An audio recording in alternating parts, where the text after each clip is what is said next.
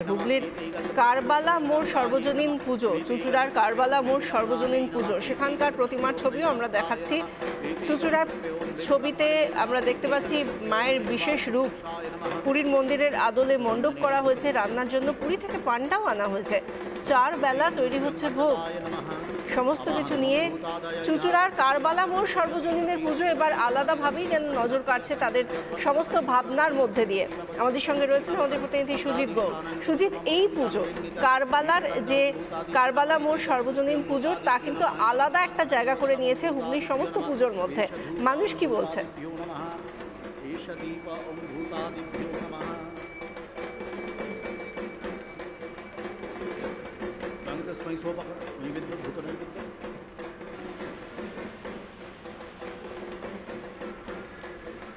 সুজিতের সঙ্গে আবার আমরা যোগাযোগ করব, কিন্তু তার আগে আমরা যে ছবি দেখতে পাচ্ছি, একদিকে চাকদায় মায়ের একেবারে সাবেকি রূপ, আর অন্যদিকে আমাদের একেবারে আপনার স্ক্রিনের ডান দিকে দেখুন কারবালা মোড় সর্বজনীন হুগলির চুঁচুড়ার, সেখানে যেন দেবী দুর্গা এক পাথরে খোদাই করা মূর্তি যেন এক অন্য রূপে ধরা দিয়েছেন মর্তে। আমাদের সঙ্গে সুজিতের আবার যোগাযোগ করা সম্ভব হয়ে গিয়েছে, আমরা সুজিতের সঙ্গে আরও একবার কথা বলবো। সুজিত, মানুষ কি বলছেন এই যে অনবদ্য প্রতিমা, অনবদ্য মণ্ডপ, তা নিয়ে কি বলছেন মানুষ এসে যারা দেখছেন?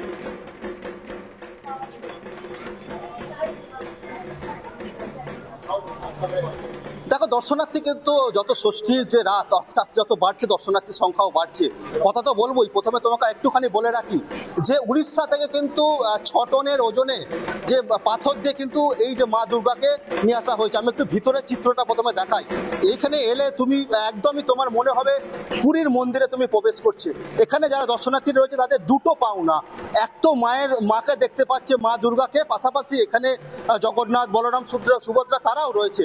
ভিতরে তুমি একটু প্রবেশ করে দেখবে অপূর্ব যে সিন, অর্থাৎ ষষ্ঠীর যে রাতে দর্শনার্থীদের সংখ্যা, সেই সংখ্যা দেখতেই পাচ্ছ। যত সন্ধ্যা হচ্ছে তো দর্শনার্থীদের সংখ্যা বাড়ছে। আমরা কথা বলার চেষ্টা করব, বেশ কয়েকজন রয়েছে, একটু কথা বলার চেষ্টা করি। দেখতেই পাচ্ছ এখানে যারা আছে। কোথা থেকে আসছেন? আমাদেরই পাড়ার পুজো।